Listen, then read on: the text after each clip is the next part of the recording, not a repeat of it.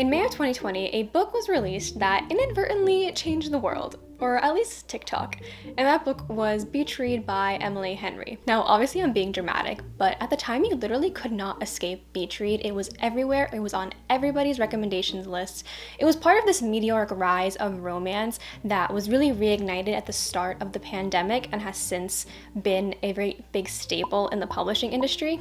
It is essentially what kept publishing from imploding during the pandemic. But even though they are part of this general trend, Emily Henry is still kind of a unique case. Her books are kind of at the intersection of contemporary and romance, and so a lot of people who may not have read romance before were reading romance now because of Emily Henry. Since 2020, Emily Henry has now released 5 adult romance novels. She has sold over 7 million copies. All of her books are set to be adapted into either a movie or a TV series. People We Meet on Vacation is actively filming right now. So suffice to say that she has maintained her level of popularity. I, for one, have seen so many reviews, rank lists, different fan castings, so many things related to Emily Henry, and I could not contribute or relate really because I had not read anything. That is until last year. Last December, I read People We Meet on Vacation, and a few months ago, I decided, I wanted to read all of Emily Henry's books and finally get to contribute to this conversation about which one is the best,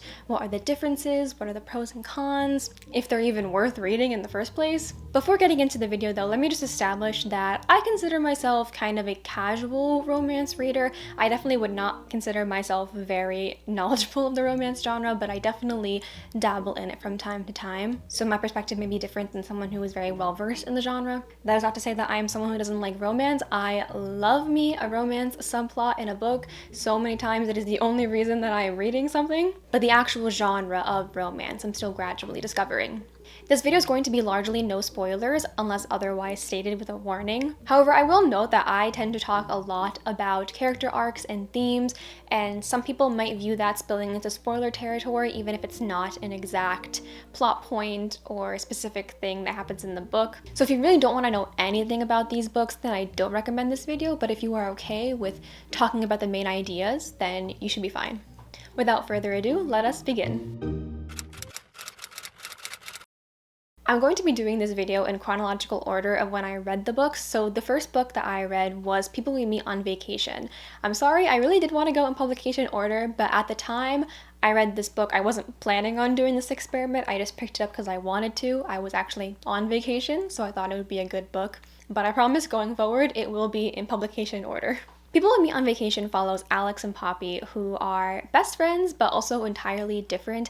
Poppy is very fun, extroverted, and bubbly. Alex is more introverted and likes to stay at home with a book. But after carpooling together back from college in their freshman year, they end up striking a bond that makes them best friends for nearly 10 years. A cornerstone of their friendship is that no matter where they are, what they are doing in their life, they will always find time to go on one vacation together every year. But at the start of the book, we learn that something happened that kind of screwed up with the dynamic of their friendship, and they have not been speaking for 2 years. At the same time, Poppy is in a quarter-life crisis and is kind of in a rut in her personal and professional life and just feels like something is missing from her life right now. So in a last-ditch effort to see if she can salvage her friendship with Alex, she asks him to go on one more vacation together. What this book immediately delivered on was that it was a good book to read for vacation. Poppy is a travel journalist, and so she really romanticizes the idea of vacation, and I'm not gonna lie, it kind of worked. I was reading this while I was in Cancun, and it really had me looking around at the scenery, at the ocean, and just being like, this is beautiful. This is really cool that we get to experience this. So it's safe to say that vacation is a theme throughout the book, both in the literal and figurative sense. The nature of vacation, the temporality of it all, the sense of wonder that you have when you're exploring a new place, and the unexpected courage you get when you're in the process of discovering something new without any expectations or tethers behind you.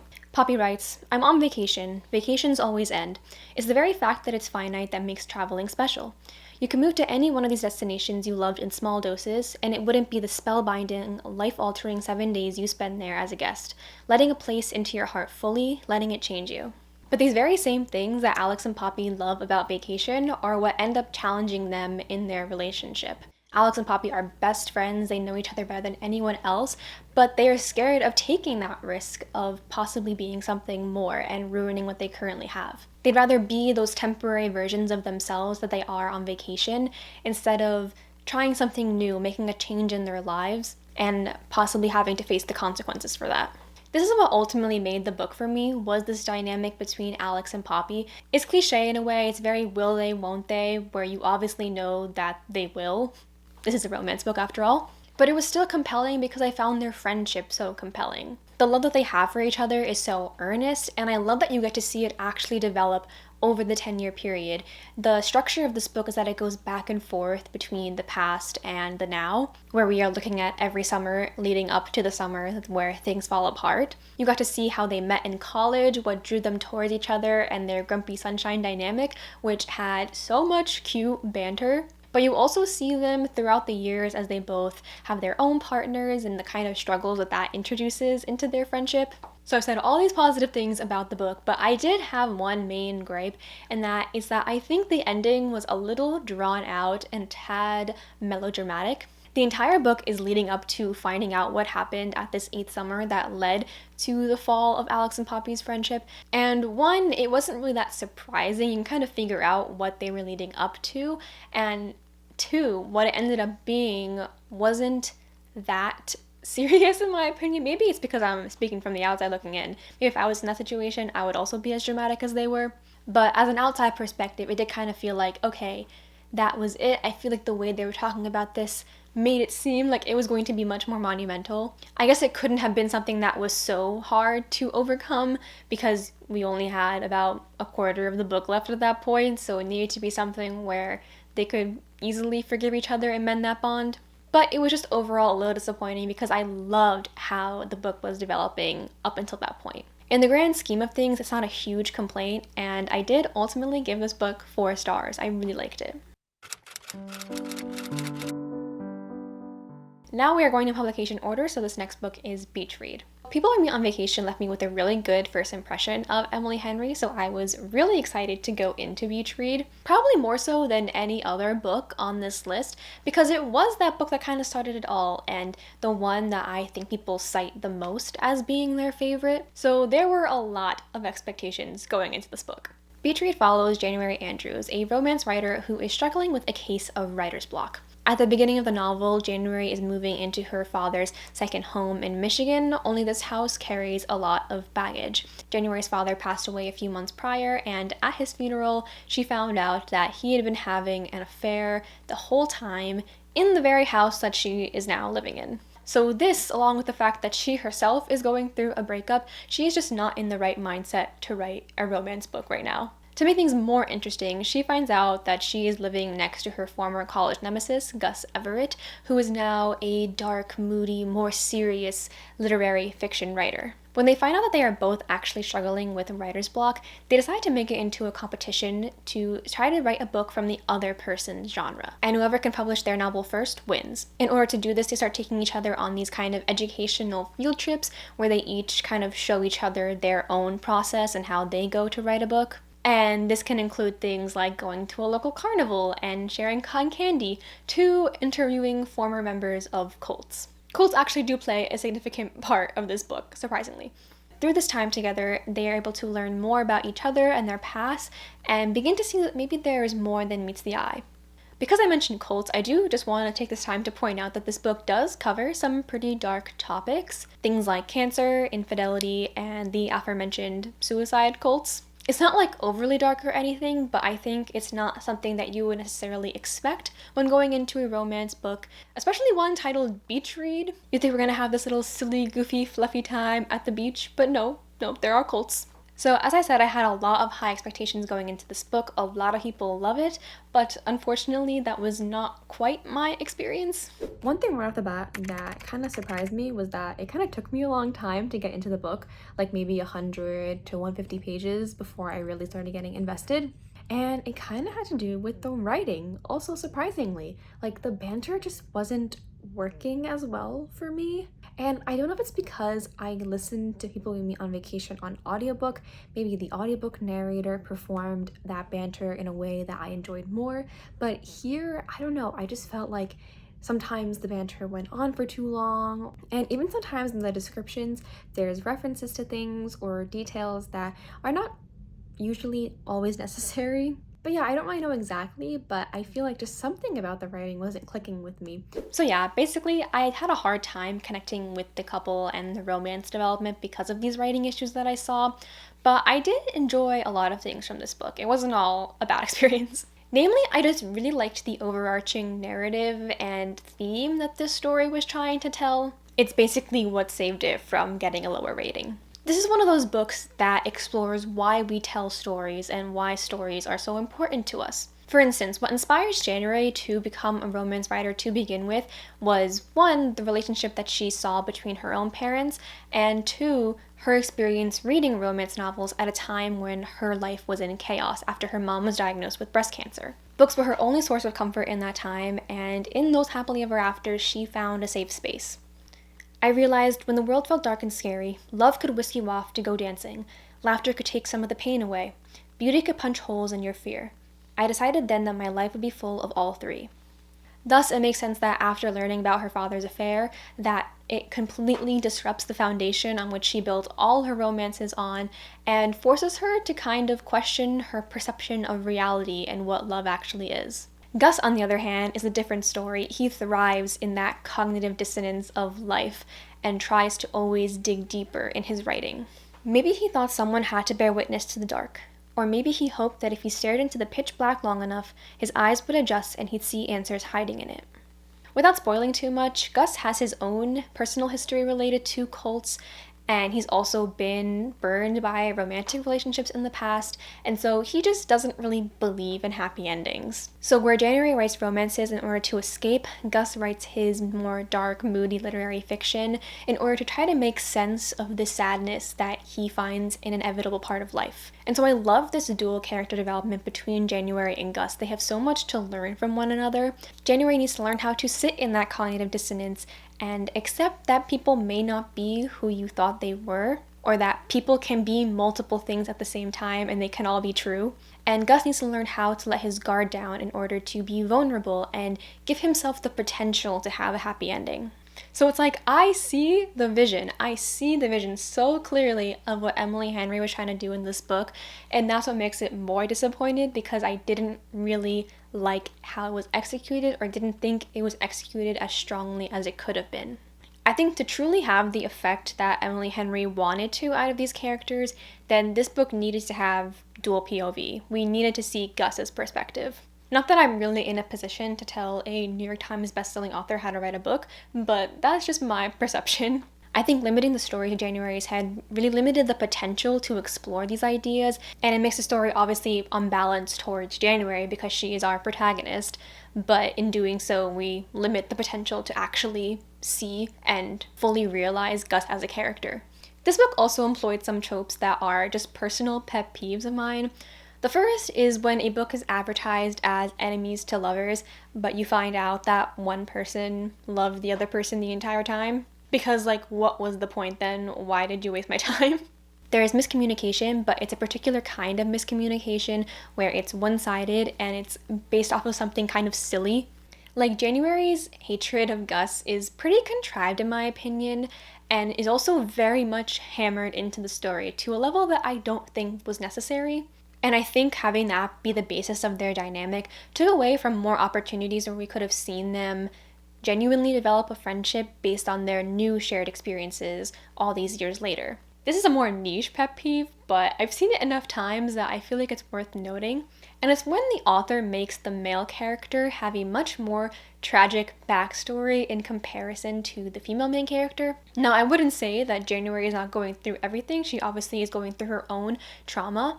But when you compare her finding out about her parents' infidelity to someone being raised in a cult, the trauma factors definitely level towards someone. And it's like not necessarily a problem in isolation, but I feel like it's sometimes a tactic that is used specifically in enemies to lovers stories to make the male love interest more empathetic or more sympathetic to the reader, which I do think can be a little lazy. So in the end, I gave Beach Read 3 stars. I really wish I did enjoy it more. Like I said, I liked a lot of the pieces and I could see what the story was trying to be, but unfortunately, it just didn't hit the way it was supposed to.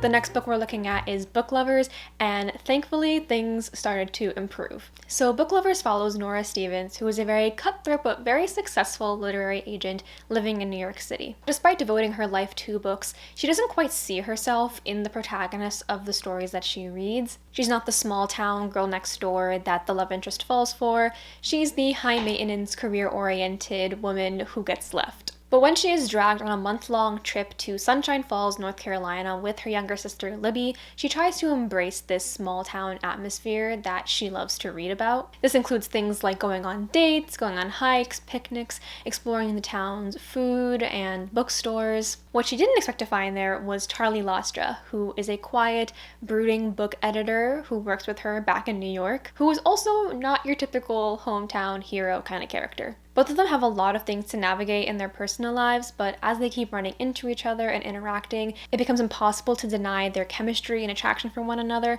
and in their relationship, they start to reconsider the archetypes that they've written themselves out to be. So similar to Beach Read, I had a lot of high expectations going into this, but for this one, I can say that it delivered. Ladies and gentlemen, we are out of the trenches. The banter is bantering once again.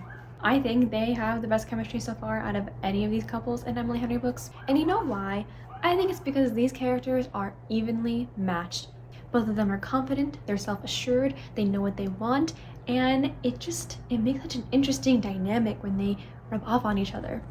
I think with each book that Emily Henry has written, she has continued to refine how she develops character interactions, and specifically in writing her banter.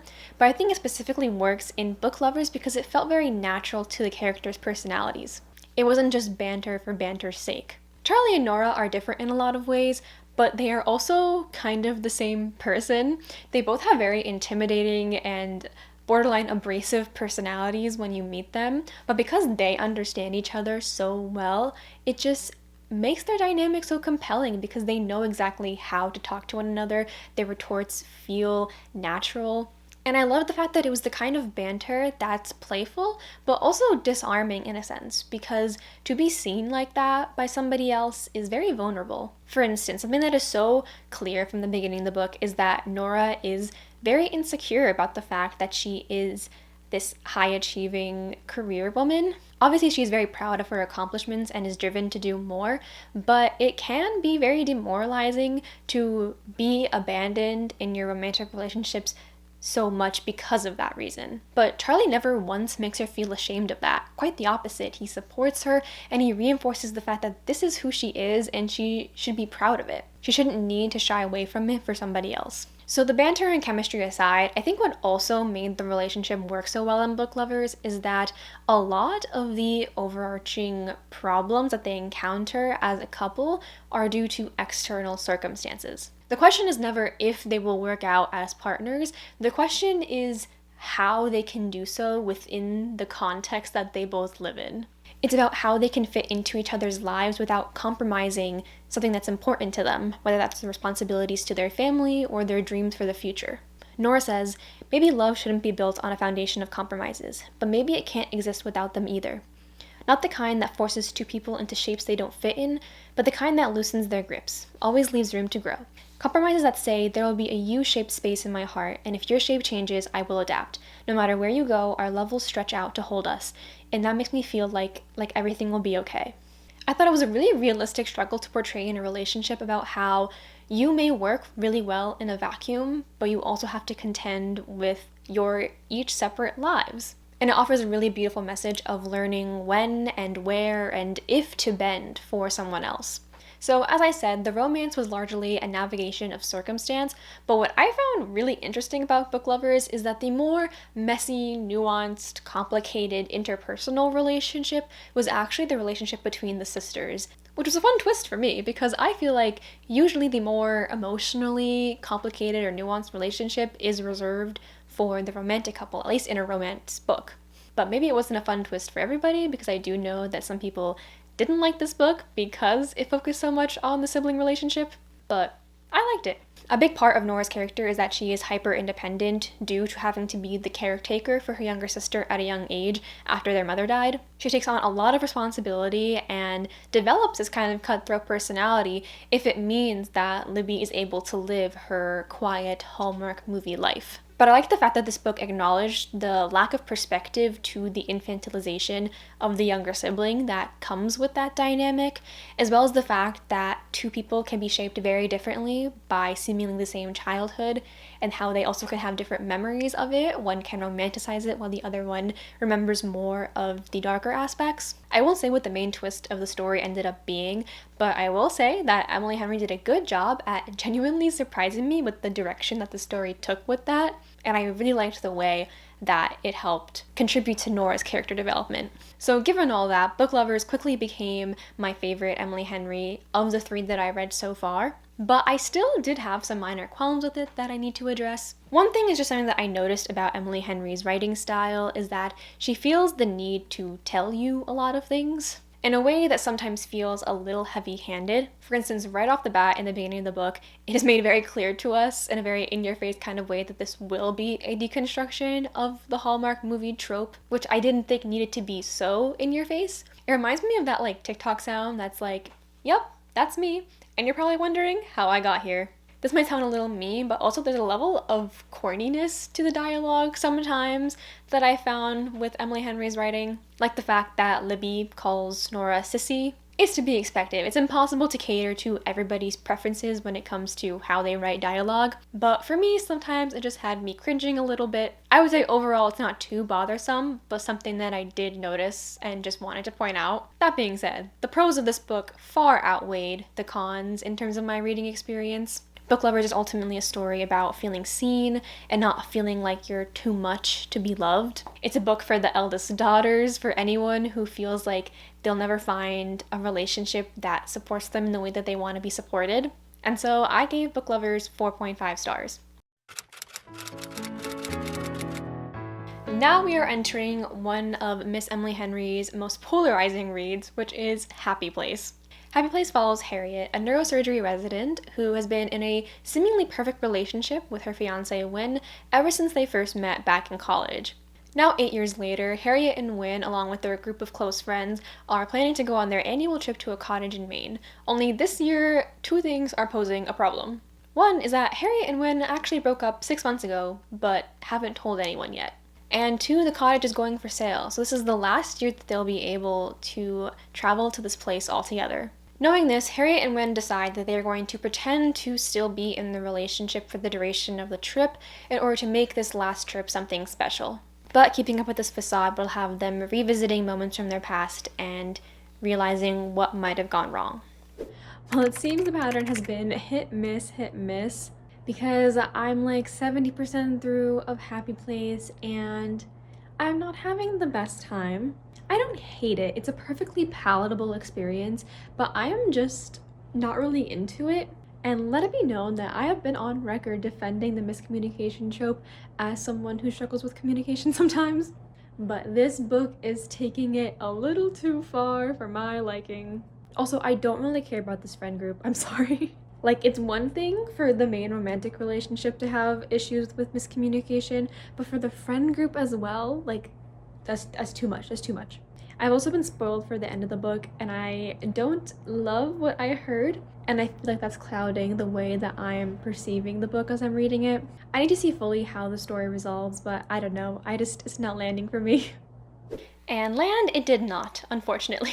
Going into this book, I knew that there was a mixed reception, but I was truly under the impression that I would be in the cohort of people who really liked this book, because by all intents and purposes, I should have loved this book. Harriet should have been the Emily Henry character that I related to the most. She's the high-achieving, pathological people-pleaser in the medical field, literally my life. And before I get into all the things that I didn't think worked in the story, I do want to emphasize that I really appreciated what Emily Henry was going for and the story she was trying to tell. Emphasis on going for.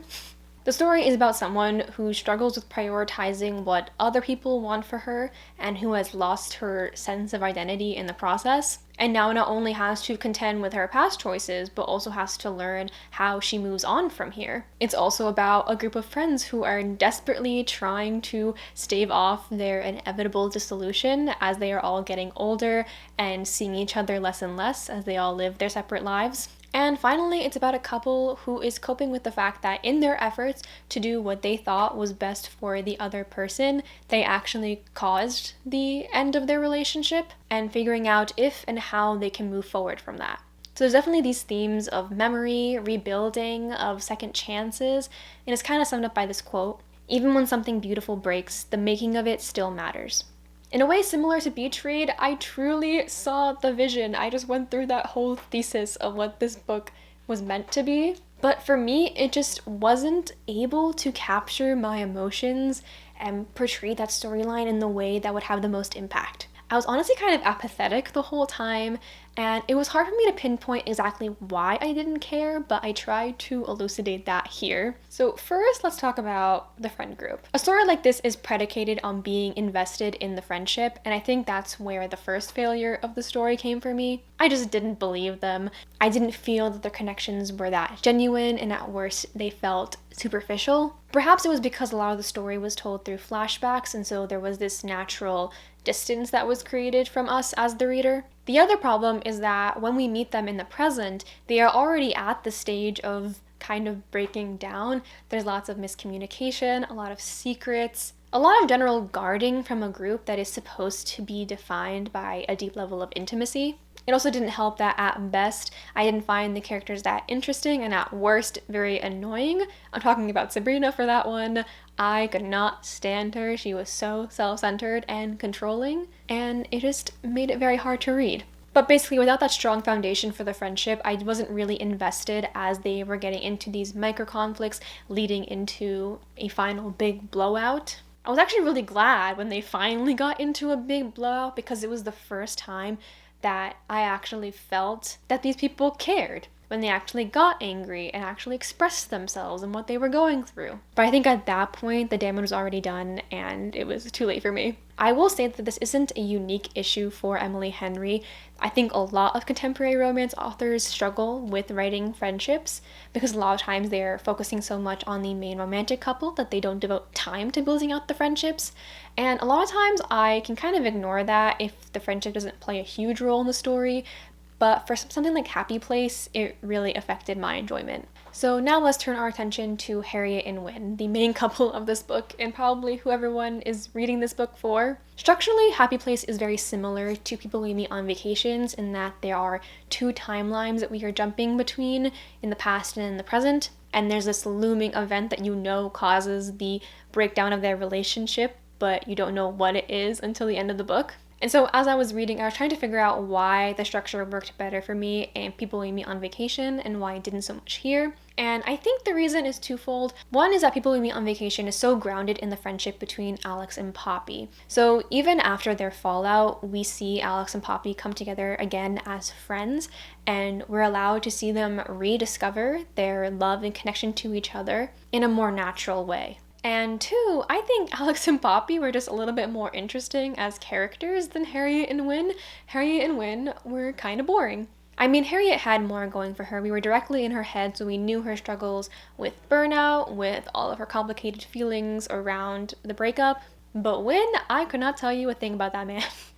I do understand that him being boring was like the point of his character. It is very much acknowledged in the text that he is boring, and it's something that he's insecure about. Their whole dynamic is kind of like, she's Barbie and he's just Ken. She's the high-performing person who's going to be a doctor, and he doesn't really know what he wants to do in life. And so I understand that that was intentional, but unfortunately it didn't make him not boring. What was obviously unique about Happy Place versus People We Meet on Vacation was the fake dating aspect. Or actually, it was a combination of fake dating and second chance romance. And again, with the refrain, this didn't really work for me.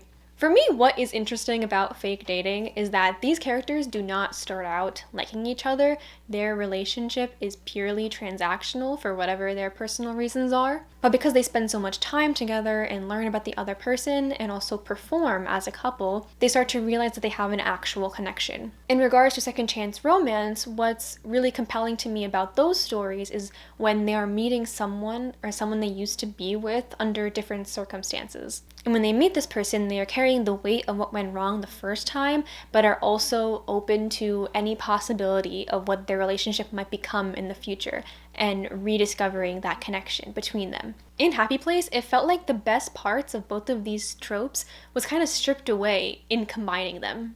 The sexual tension as they fake date is not as exciting because as the audience, we already know that they still love each other pretty much. It's not like they are discovering something new. And for their second chance at romance, it didn't feel executed well because it didn't feel like they were falling back in love. At least on Harriet's end, it felt very clear that she was still in love with Win and that she was still very much upset by the fact that he broke up with her and she doesn't know why because in her mind it was good. I just feel like there was a lot of missed opportunities to explore not only what went wrong their first time around at the relationship, but also giving them the space to develop a relationship on new terms as people who have grown from that. Finally, I'll talk about my last grievance with this book, and it's something that is in regard to a decision that Harriet makes at the end of the book, and I cannot talk about this without giving spoilers, so this is your spoiler warning. If you don't want to hear this part, you can skip to whenever the spoiler warning sign goes away. Harriet deciding to quit residency and become a potter. Let's unpack that, shall we? So just for context, and speaking as someone who is a medical student, I'm not in residency. I haven't had that experience, so I can't speak to that. But I have gone through the experience of being pre-med, of applying to medical school, of going through the intense mental and emotional hurdles that it takes to get into medical school. And so that's the perspective that I'm coming from. And in the end, it just really felt like an odd decision and kind of shocking decision to make for her character. Especially because she didn't have a solid plan besides working at the pottery studio.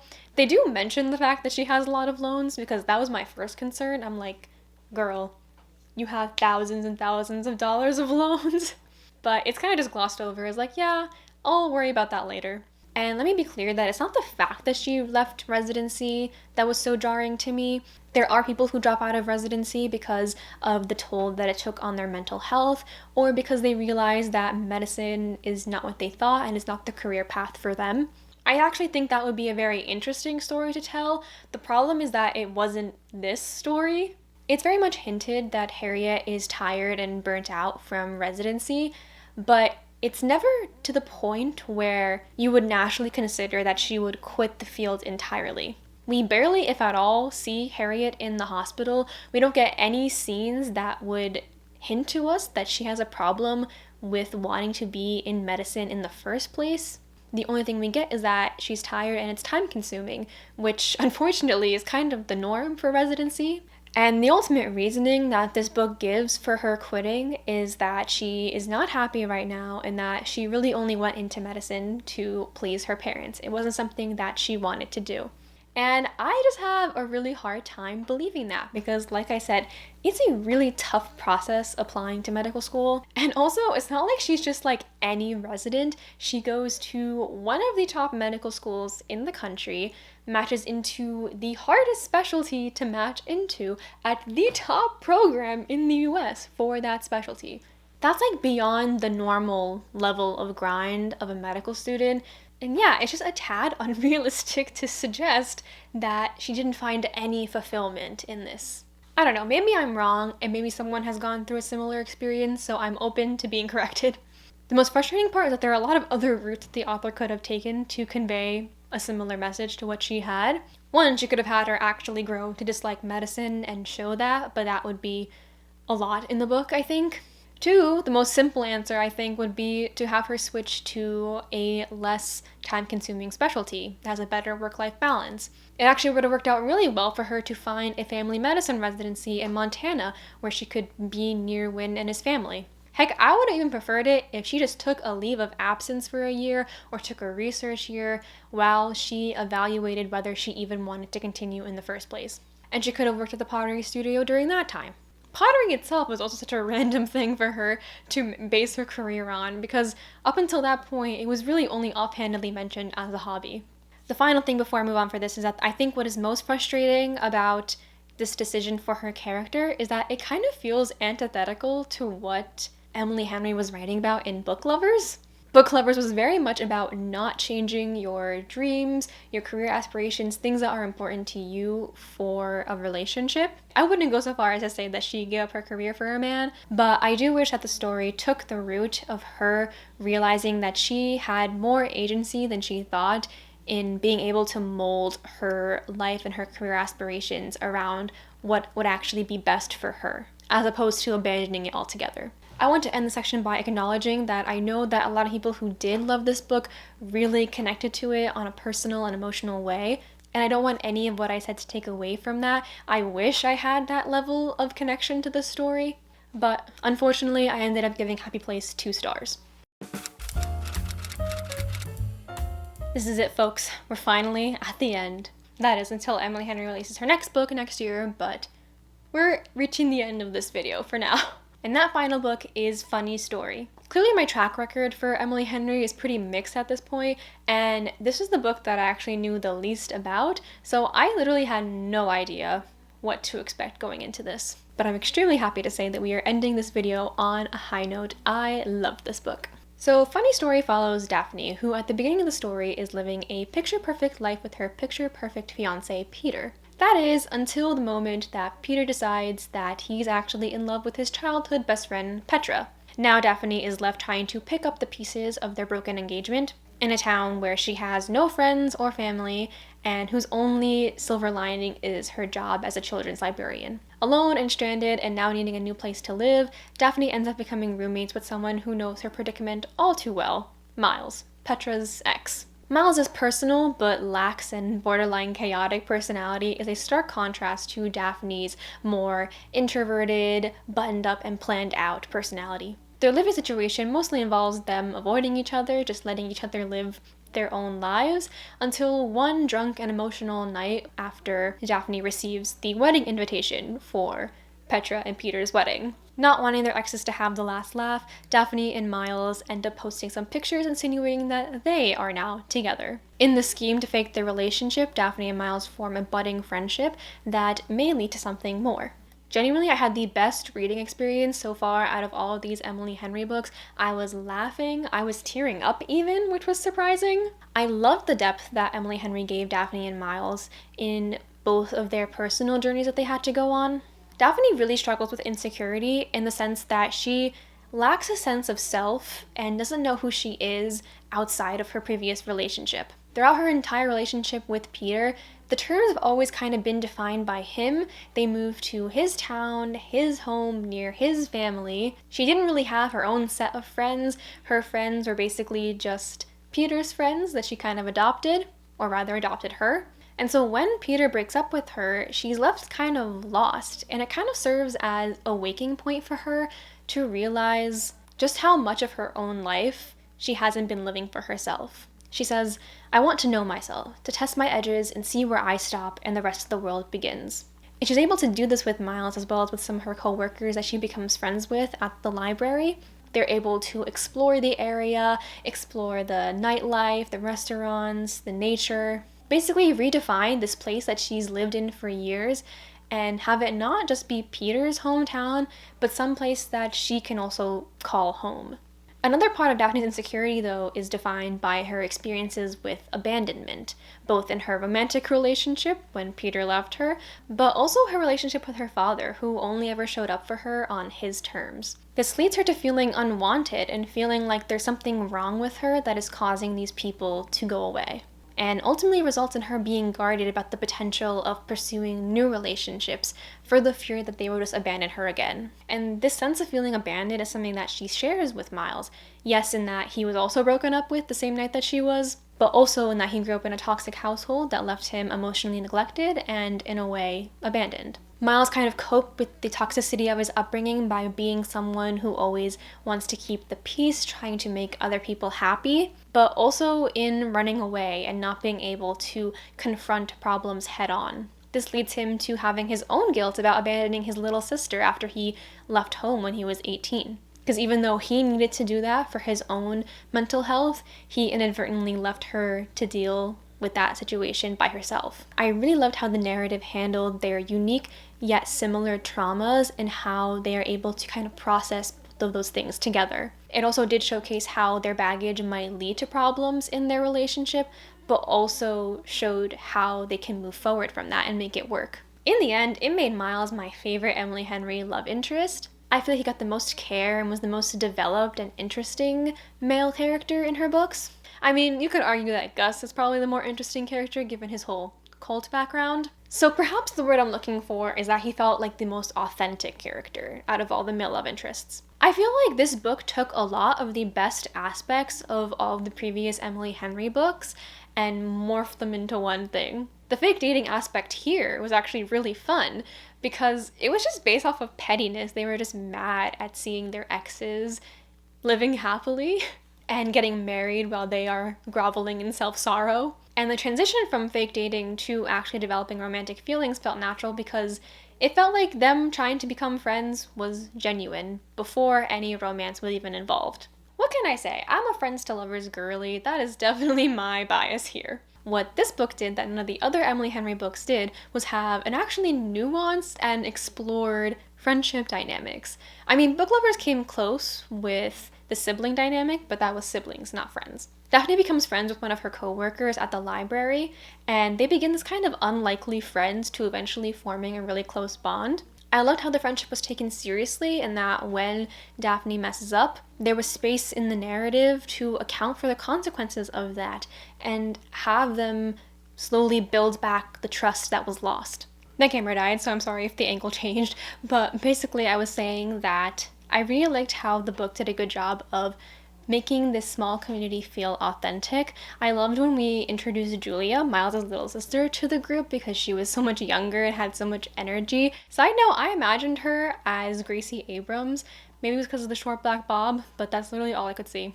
And the little poker club that they had with the people from the library as well as people from the garden store, I think. I don't know what it's called. It was just really cute and it really honed in on the fact that Daphne was creating her own sense of home and community in this place.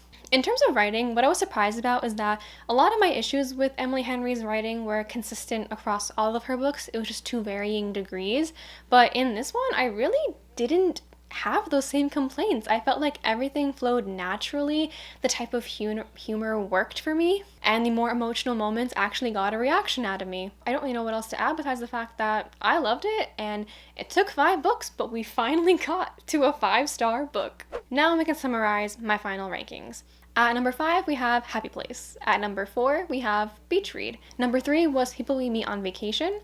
Number 4 was Book Lovers, and number 1 was Funny Story. Perhaps I should unpack the fact that my 2 favorite stories were the ones where the protagonists realize that they are enough and that they deserve to be loved for who they are, but that's for another time.